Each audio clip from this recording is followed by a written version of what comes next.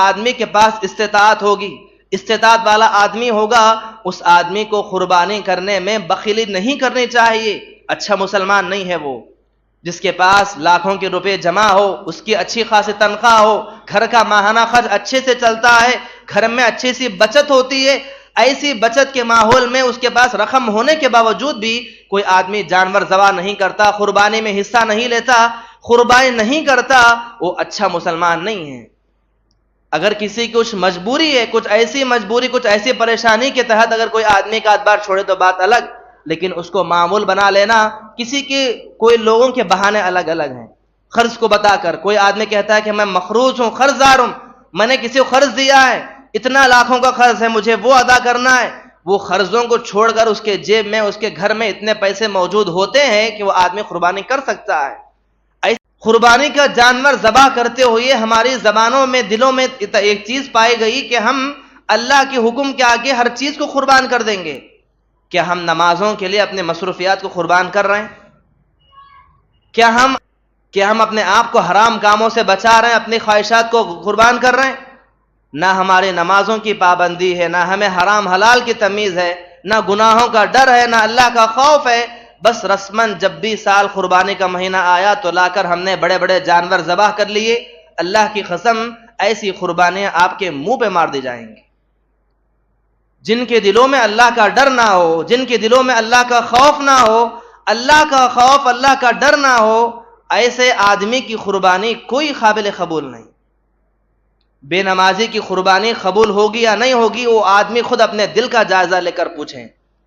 جو آدمی فجر کی نماز کا تارکی ہے، جو آدمی فجر کی نماز کا مسلسل چھوڑنے والا ہے، جان بوجھ کر ہر بار ہر دن چھوڑتا ہے، کبھی ایک آدھ بار چھوڑ گئی تو بات الگ، بعد میں اٹھ کر قضا کیا، جس کا روزانہ معمول ہے، نماز پڑھتا ہی نہیں، روزانہ معمول ہے، ایسا آدمی آ کر قربانی کرے گا تو کیا اس کی قربانی قبول کی جائے گی؟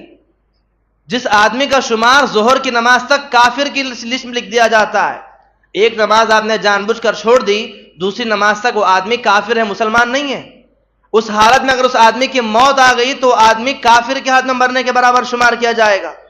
جو جان بوجھ کر وقت رکھنے کے باوجود، کیونکہ مسلمان میں، کفر میں اور ایمان میں فرق کرنے چیز نماز ہے۔ نماز پڑھنے والا مسلمان ہے، نماز کو جان بوجھ کر چھوڑنے والا مسلمان ہو ہی نہیں سکتا۔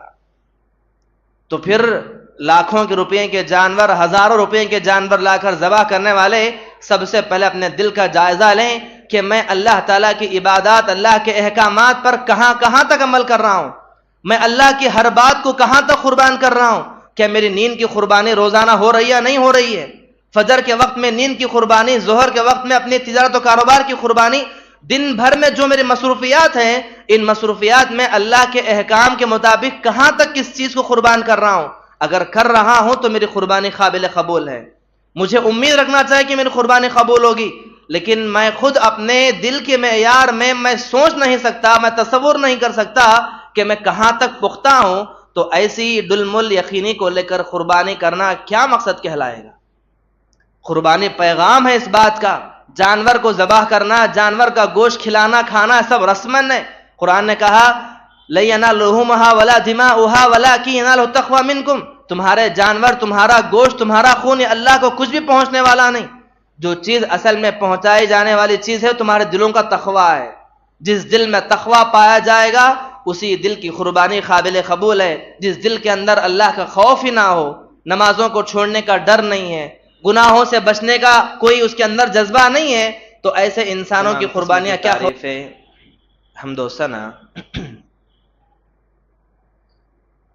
بڑائی و کبریائی اسی اللہ کے لیے لائق و سزاوار ہیں جو اس کائنات کا رب العالمین ہے۔ بے پناہ درود و سلام نازل ہو تمام انبیاء علیہ الصلاۃ والسلام پر، بالخصوص میرے اور آپ کے آخری نبی جناب محمد رسول اللہ صلی اللہ علیہ وسلم مقدسہ پر، اللہم صلی وسلم وبارک علیہ۔ محترم حاضرین، میں نے ابھی آپ کے سامنے سورہ فجر ابتدائی 2 آیتیں تلاوت کی۔ اللہ تبارک و تعالی نے سورہ فجر کی ان 2 آیتوں میں، سب سے پہلی 2 آیتوں میں 2 قسمیں اللہ نے کھائی۔ پہلی قسم اللہ نے کھائی والفجر، قسم ہے فجر کے وقت کی، اور دوسری قسم اللہ نے کھائی ولیال عشر، اور قسم ہے 10 راتوں کی۔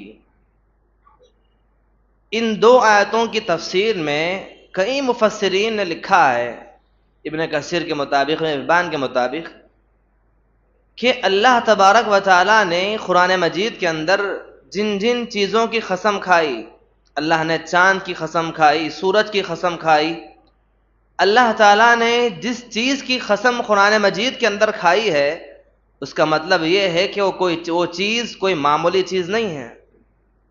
اللہ تعالیٰ انہی چیزوں کی قسم کھاتا ہے جو معزز ہوتی ہیں، بڑی بابرکت ہوتی ہیں، اور ایسی چیز کی، معمولی سی چیز کی اللہ تعالیٰ قسم نہیں کھاتا۔ وہ چیز اس لیول کی ہو، اس معیار کی ہو، اسی چیز کی اللہ قسم کھاتا ہے۔ تو اللہ نے سب سے پہلے فجر کے وقت کی قسم کھائی، تو پتہ چلا کہ فجر کا وقت کوئی معمولی وقت نہیں ہے۔ انسان کی کامیابی، انسان کی زندگی، انسان کی روزی روٹی کے جو بھی مسائل ہیں، سارے مسائل فجر کے وقت میں رکھے گئے۔ اس وقت میں جو برکت دی گئی، شاید کہ دن بھر میں کوئی ایسا وقت نہیں جس وقت میں اتنی برکت ہو جو برکت فجر کے وقت میں ہوتی ہے۔ اس لیے اللہ کا امتحان ہے۔ اس وقت میں ہونے والے کام، فجر کے وقت میں کی جانے والی تجارتیں، فجر کے وقت میں ہونے والے کام بڑے بابرکت ہیں۔ انسان کی روزی روٹی یہیں سے کھلتی ہے، اسی نماز سے، اسی اذکار سے، اسی نماز کے بعد کی دعاؤں سے۔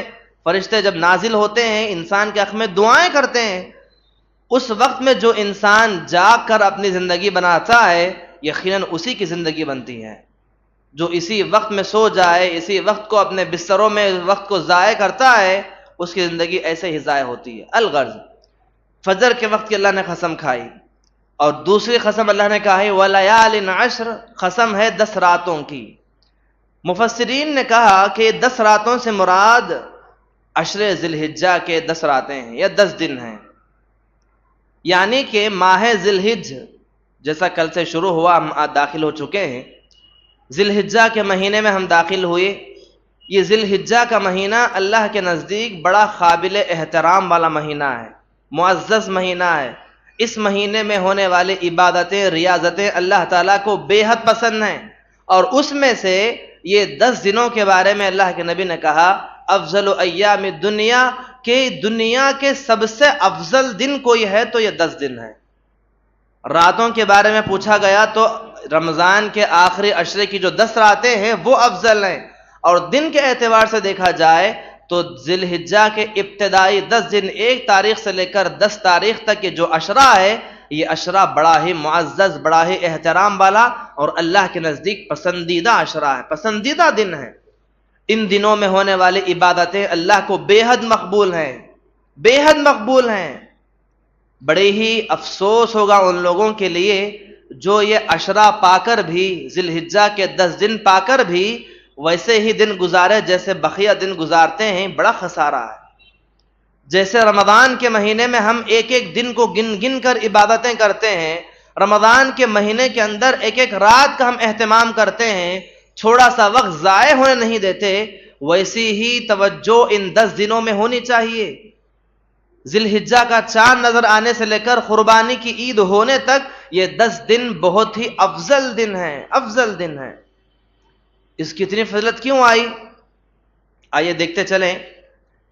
شریعت مجھے اور آپ کو بتاتی ہے کہ اس دن کی بڑی فضیلتیں کیوں آئی، آخر اس کی وجہ کیا ہے۔ بنیادی طور پر اس کی 2 وجوہات ہیں۔ ایک تو وجہ یہ کہ اللہ کی مرضی ہے، وَرَبُّكَ يَخْلُقُ مَا يَشَاءُ وَيَخْتَارُ، اللہ نے کہا کہ اللہ کی اختیار ہے، اللہ جس چیز کو چاہے معزز بنا دے، جس چیز کو چاہے اس کا احترام کم کر دے۔ وہ اسی کی کائنات ہے، اسی کی دنیا ہے، وہی خالق ہے۔ وہ جس چیز کا مقام بڑھانا چاہے بڑھا دیتا ہے، وہ جس چیز کا مقام گھٹانا چاہے گھٹا دے، اس کی مرضی ہے۔ اور دوسری وجہ یہ ہے کہ اس ہفتے میں، اس 10 دنوں میں اس کی فضیلت اتنی بڑھ گئی اس لیے کہ ان 10 دنوں میں وہ تمام نیکیاں ایک ساتھ جمع ہو جاتی ہیں جو تمام نیکیاں بقیہ دنوں میں ایک ساتھ جمع نہیں ہوتی۔ اور اس میں سب سے افضل حج ہے، حج کے ایام ہیں۔ جو حاجی حضرات حج پر گئے، وہ حاجی حضرات جو حج میں رکتے ہیں، یوم عرفہ جو آتا ہے، عرفے کا دن، حج کا دن جو آتا ہے، یہ 12 مہینوں میں کبھی نہیں آتا. روزے، زکوٰۃ، جو صدقہ خیرات، نماز، یہ بقیہ چیزیں عام دنوں میں آپ کو مل جائیں گی، لیکن حج ایک ایسی عبادت ہے جو صرف ان 10 دنوں میں ہی آتی ہے. 9 ذی الحجہ جو عرفے کا دن ہوتا ہے، تمام حاجی حضرات عرفات کے میدان میں جمع ہوتے ہیں. اس دن کی بڑی فضیلت ہے. ان دنوں کی فضیلتوں میں سب سے افضل دن یوم عرفہ کا دن ہے. انسان جو اپنی پوری زندگی گناہوں کو کر کے، اپنے گناہوں، اپنے معصیتوں کے ساتھ بھرے پہاڑوں کو لے کر جب اس میدان میں شامل ہوتا ہے، اس میدان میں وقف کرنے کے بعد، رکنے کے بعد جب ہاتھیں اٹھا کر دعائیں مانگی جاتی ہیں، اللہ تعالیٰ کی رحمت اتنی جوش میں آتی ہے کہ دنیا میں نازل ہو کر اللہ تعالیٰ اعلان کرتا پہلے آسمان پر کہ فرشتوں بتاؤ میرے بندے چاہتے کیا ہیں. عرفات کے میدان میں اس دن شامل ہونے والے تمام حجاج کرام کے حق میں، جو حاجی کسی کی عمر 60 سال کی ہوگی، کسی کی 90 سال کی ہوگی، کسی کے 25 سال کی ہوگی، جس عمر کے بھی حاجی حضرات وہاں پر پہنچے ہوں گے، تمام کے حق میں اعلان مغفرت اللہ تعالیٰ کرے گا. فرشتوں سے کہے گا فرشتوں گواہ رہو میرے بندے آج ہاتھ اٹھا کر دعائیں مانگ رہے ہیں، ان تمام کے تمام لوگوں کے حق میں میں نے ان کی مغفرت میں نے کر دی. مغفرت کا اعلان ہوتا ہے اس دن. وہ نام جو اب تک جہنم کی لسٹ میں رکھے گئے تھے، وہ نام جو اب تک جہنمیوں کی فہرست میں تھے، عرفے کا دن کیا آتا ہے، اس دن کی توبہ سے، اس دن کی مغفرت سے کئی ناموں کو جہنم سے نکال کر جنت میں داخل کر دیا جاتا ہے. انسان کی پوری زندگی دھو دی جاتی ہے، گویا یہاں سے وہ ماں کے پیٹ سے پیدا ہوا ہے، اب تک اس نے کوئی گناہ کیا ہی نہیں. ماں کے پیٹ سے پیدا ہونے کے برابر اس کا رجسٹر، اس کا جو بھی صفات ہوتے ہیں پورے صاف کر دیے جاتے ہیں. اسی دن کو عرفے کا دن کہا گیا. اور یقین مانیے آپ جب جمع بنصلہ جو لوگ حج پر گئے ہوں گے دیکھے ہوں گے، ظہر اور عصر کی نماز بیک وقت پڑھائی جاتی ہے. دوپہر میں 12:30 بجے یا 12 بجے کا جو وقت ظہر کا شروع ہوتا ہے، ظہر کی نماز کے ساتھ ساتھ عصر کی نماز پڑھا دی جاتی ہے. 2 نمازیں پڑھانے کے بعد مغرب تک کا جو وقفہ ہے، 1 بجے سے لے کر مغرب تک صرف دعا کا وقت ہے. اس وقت میں حاجی حضرات پورے پہاڑ پر کھڑے ہو کر قبلہ رخ کر کے اپنی حیثیت کے مطابق دعائیں کرتے ہیں. اور تاریخ گواہ اس بات پہ کہ انسان زندگی میں اتنی لمبی دعا کبھی نہ کیا ہوگا جس دن عرفات کے میدان میں حاجی کرتا ہے. پوری زندگی میں اس نے دعا اتنی لمبی نہ کی ہوگی، ایسے خلوص کے ساتھ، ایسے اخلاص کے ساتھ کبھی نہ مانگا ہوگا جو اخلاص کے ساتھ حاجی عرفے کے دن مانگتا ہے. یقیناً کئی لوگوں کو دیکھا جاتا ہے 1 بجے جب دعا شروع ہوتی ہے، لوگ انفرادی طور پر، اجتماعی طور پر نہیں، اپنے طور پر ہاتھ اٹھا کر اللہ کے سامنے گڑ گڑاتے ہیں. کئی ایسے اللہ کے بندے بھی دیکھنے کو ملیں گے کہ جو 1 بجے جب دعا شروع کرتے ہیں تو ان کے ہاتھ عصر یا مغرب تک بھی نیچے نہیں ہوتے. اتنی لمبی دعائیں، اتنی لمبی آرزویں. اس دن مانگی جانے والی دعائیں، اس دن اپنے گناہوں کو بخشوانے کا دن، اس دن کی فضیلت تھی کہ اللہ تعالیٰ نے اس پورے عشرے کو اللہ نے مبارک بنا دیا. حج کے جو کام ہیں، حج کے جو ارکان ہیں، ان تمام چیزوں کو اسی کے ساتھ. اور اسی لیے اس دن کی فضیلت کیا بتائی گئی؟ یوم عرفہ جب حاجی حضرات عرفات کے میدان میں ہوتے ہیں، غیر حاجیوں کو روزہ رکھنے کا حکم دیا گیا. جو حج پر نہیں گئے ان تمام غیر حاجیوں کے لیے حکم دیا گیا کہ وہ غیر حاجی کیا کریں؟ روزے کا اہتمام کریں، یوم عرفہ رکھیں. فضیلت کیا ہے؟ اگلے پچھلے 2 سال کے گناہ معاف کر دیے جائیں گے. ایک روایت کے مطابق پچھلے سالوں کے گناہ معاف کیے جائیں گے. گناہوں کے بخشوانے کا دن یہ عرفہ کا دن ہے، یوم عرفہ ہے. غیر حاجی بھی اگر اس دن کا روزہ رکھ لیں گے تو پھر ان کے گناہ معاف کر دیے جاتے ہیں. تو اس دن کا روزے کا اہتمام ہونا چاہیے. محترم حاضرین، یوم عرفہ یہ اس کی اتنی فضیلت کیوں ہے جانتے ہیں؟ اصل میں دیکھا جائے تو جس دن آیت نازل ہوئی، جس دن میرا اور آپ کا دین مکمل ہوا، یہ عرفے کا دن تھا. اللہ کے نبی صلی اللہ علیہ وسلم عرفات کے میدان میں موجود تھے، حج کے ایام تھے.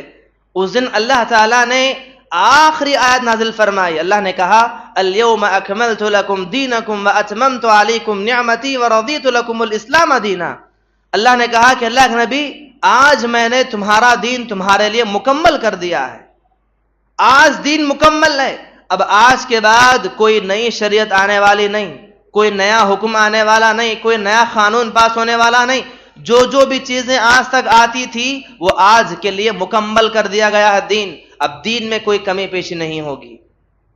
عمر بن خطاب کے پاس رضی اللہ تعالیٰ نے ایک یہودی آ کر پوچھنے لگا، اے حضرت عمر، یہ جو آیت نازل ہوئی الیوم اکملت لکم دینکم، جو دین مکمل ہوا، اس آیت کے نازل ہونے پر میں سمجھتا ہوں یہ آپ کے دین میں، یہودی کہتا ہے یہ آپ کے دین میں آیت نازل ہوئی، اگر یہ آیت ہمارے دین میں نازل ہوتی تو اس دن ہم عید کا دن منا لیتے۔ یہودی نے کہا تو عمر بن خطاب نے کہا کہ مجھے معلوم ہے کہ یہ آیت کب نازل ہوئی، عرفے کے دن، حج کا دن تھا، اللہ کے نبی موجود تھے، اس دن آیت نازل ہوئی۔ تو پتہ چلا کہ یہ عرفے کا دن بہت ہی معزز دن ہے اور اس دن کے فضل بڑی فضل بتائی جاتی ہے۔ اب آئیے دیکھتے چلیں، یہ جو ذی الحجہ کا جب مہینہ شروع ہوتا ہے، پہلا عشرہ شروع ہوتا ہے، شریعت کچھ تعلیمات مجھے اور آپ کو سکھاتی ہے۔ کیا تعلیمات ہے؟ بنیادی طور پر ہم بار بار سنا تھا، اپنے بیٹے کو ذبح کرنے کے لیے تیار ہو گئے، آسمان سے دمبا نازل ہوا تو ابراہیم علیہ السلام اپنے بیٹے کو قربان کرنے کے لیے تیار ہو گئے، لیکن ہم آج وہ گھڑی تو نہیں ہے، بس ایک جانور کی شکل میں اس سنت کو ہم زندہ کرتے ہوئے پیغام دیتے ہیں کہ اگر تیرا حکم آئے تو ہم اپنی ہر چیز کو قربان کر دیں گے، اپنی جان کو بھی قربان کر دیں گے۔ یہی پیغام قربانی کا پیغام ہوتا ہے۔ اب اس بات کو رکھ کر آئے تھوڑی دیر کے لیے میں 1-2 منٹ آپ کا وقت لینا چاہوں گا کہ قربانی تو میں اور آپ ہر کوئی صاحب استطاعت آدمی کرتا ہے، کیا صحیح پیغام جو ہم دے رہے ہیں، کیا اس پیغام کے معاملے میں ہم کہاں تک درست ہیں؟ قربانی کا جانور ذبح کرتے ہوئے ہماری زبانوں میں، دلوں میں ایک چیز پائی گئی کہ ہم اللہ کے حکم کے آگے ہر چیز کو قربان کر دیں گے۔ کیا ہم نمازوں کے لیے اپنے مصروفیات کو قربان کر رہے ہیں؟ کیا ہم اپنی جائز تمناؤں کے اللہ کے حکم کے آگے قربان کر رہے ہیں؟ کیا ہم اپنے آپ کو حرام کاموں سے بچا رہے ہیں، اپنی خواہشات کو قربان کر رہے ہیں؟ نہ ہماری نمازوں کی پابندی ہے، نہ ہمیں حرام حلال کی تمیز ہے، نہ گناہوں کا ڈر ہے، نہ اللہ کا خوف ہے، بس رسماً جب بھی سال قربانی کا مہینہ آیا تو لا کر ہم نے بڑے بڑے جانور ذبح کر لیے۔ اللہ کی قسم ایسی قربانیاں آپ کے منہ پہ مار دی جائیں گی۔ جن کے دلوں میں اللہ کا ڈر نہ ہو، جن کے دلوں میں اللہ کا خوف نہ ہو، اللہ کا خوف، اللہ کا ڈر نہ ہو، ایسے آدمی کی قربانی کوئی قابل قبول نہیں۔ بے نمازی کی قربانی قبول ہوگی یا نہیں ہوگی، وہ آدمی خود اپنے دل کا جائزہ لے کر پوچھیں۔ جو آدمی فجر کی نماز کا تارکی ہے، جو آدمی فجر کی نماز کا مسلسل چھوڑنے والا ہے، جان بوجھ کر ہر بار ہر دن چھوڑتا ہے، کبھی ایک آدھ بار چھوڑ گئی تو بات الگ، بعد میں اٹھ کر قضا کیا، جس کا روزانہ معمول ہے، نماز پڑھتا ہی نہیں، روزانہ معمول ہے، ایسا آدمی آ کر قربانی کرے گا تو کیا اس کی قربانی قبول کی جائے گی؟ جس آدمی کا شمار ظہر کی نماز تک کافر کی لسٹ میں لکھ دیا جاتا ہے، ایک نماز آپ نے جان بوجھ کر چھوڑ دی، دوسری نماز تک وہ آدمی کافر ہے، مسلمان نہیں ہے۔ اس حالت میں اگر اس آدمی کی موت آ گئی تو آدمی کافر کے ہاتھ میں مرنے کے برابر شمار کیا جائے گا۔ جو جان بوجھ کر وقت رکھنے کے باوجود، کیونکہ مسلمان میں، کفر میں اور ایمان میں فرق کرنے چیز نماز ہے، نماز پڑھنے والا مسلمان ہے، نماز کو جان بوجھ کر چھوڑنے والا مسلمان ہو ہی نہیں سکتا۔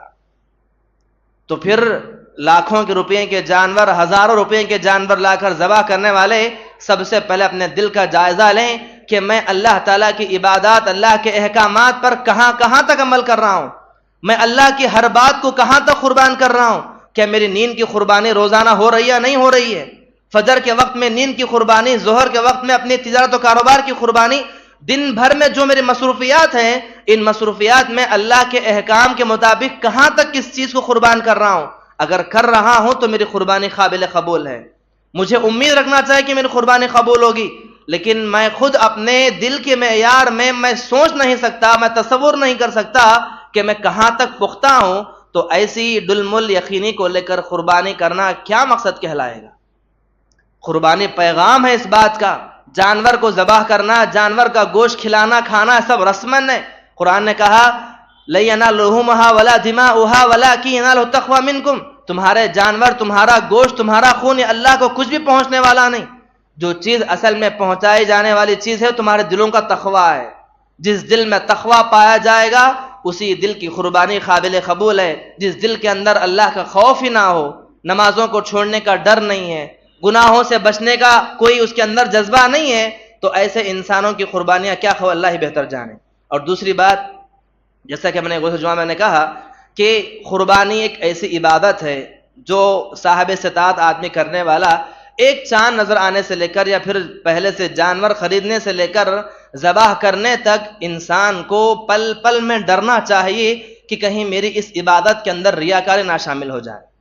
ہر عبادت کے اندر، روزے میں، نماز میں، حج میں، ہر عبادت کے اندر، اور خصوصی طور پر قربانی بھی ایک ایسا مظہر ہے جہاں پر شیطان ایسے راستے کھول دیتا ہے جہاں پر انسان جانور کو ذبح کرتے ہوئے ریاکاری میں پڑ جاتا ہے۔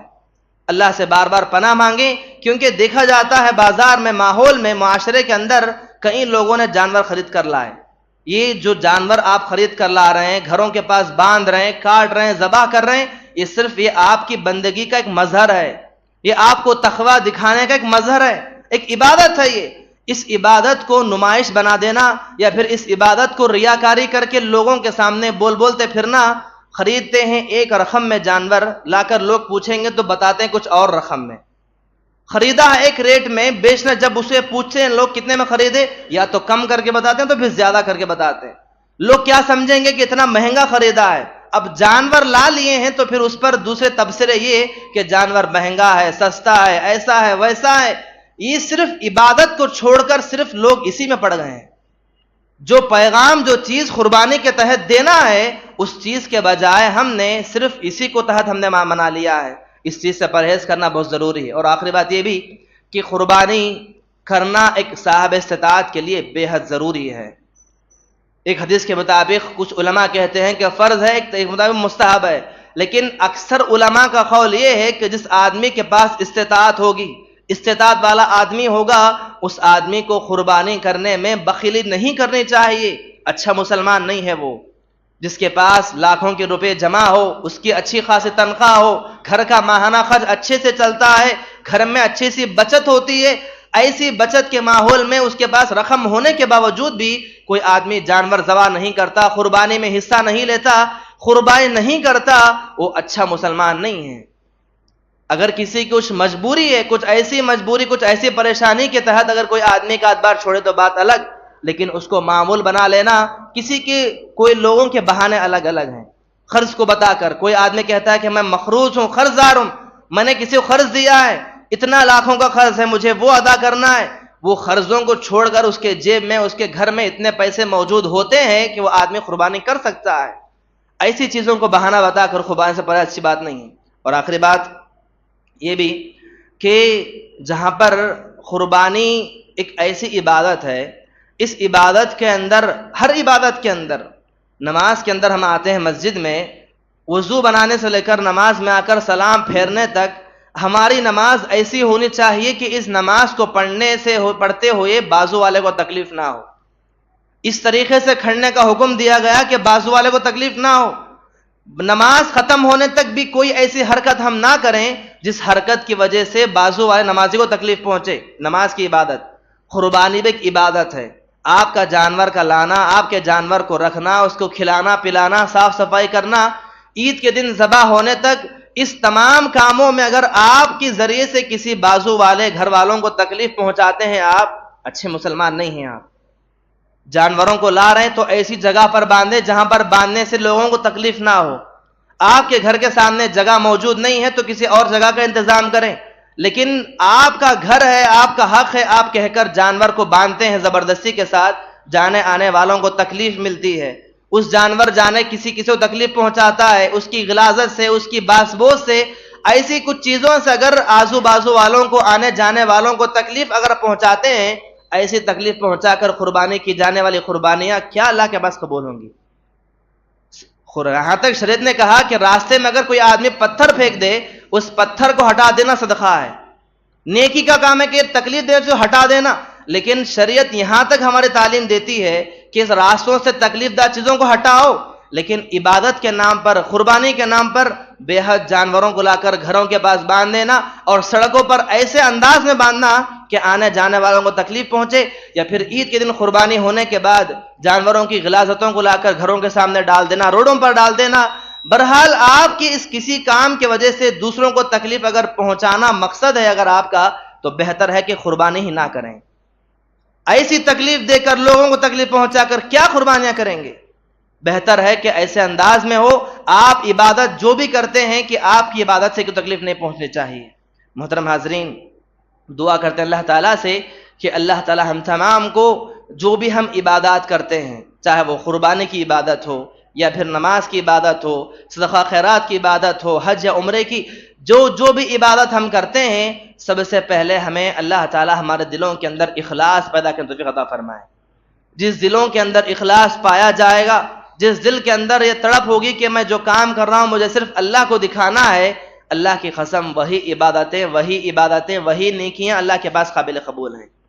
اللہ سے دعا ہے کہ اللہ تعالیٰ توفیق عطا فرمائے اور ہم تمام کی قربانیوں کو اللہ قبول فرمائے، اور جو لغزشیں، جو غلطیاں ہر سال ہم سے ہوتی ہیں، اللہ تعالیٰ ان غلطیوں کو معاف فرمائے اور سنت کے مطابق، شریعت کے طریقے کے مطابق توفیق عطا فرمائے۔ آمین رب العالمین۔ السلام علیکم ورحمۃ اللہ وبرکاتہ۔